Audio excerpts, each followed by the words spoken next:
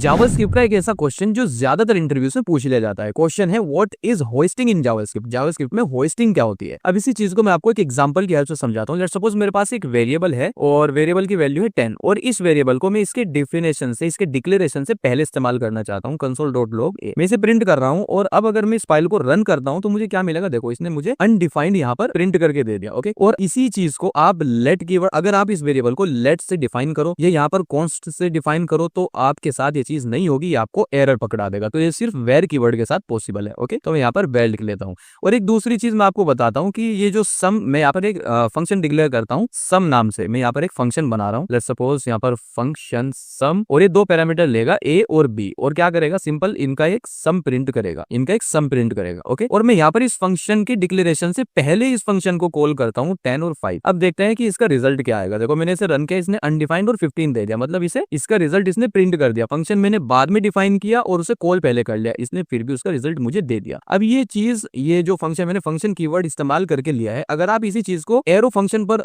करोगे तो ये वहां पर अप्लाई नहीं होगा। ओके, वहां पर आपको ये एरर दे देगा। अब ये चीज होती क्यों है। जावास्क्रिप्ट दो चीजों में डिवाइड होती है, एक होता है मेमोरी एलोकेशन और दूसरा होता है कोडिंग एग्जीक्यूशन। फंक्शन कीवर्ड के साथ जो फंक्शन डिक्लेयर होते हैं, डिफाइन होते हैं, और वेर कीवर्ड के साथ जो वेरिएबल डिफाइन होते हैं, जावास्क्रिप्ट इन द बैकएंड उन्हें सबसे टॉप पे होस्ट कर देता है, और इसी कॉन्सेप्ट को जावास्क्रिप्ट में होस्टिंग कहा जाता है।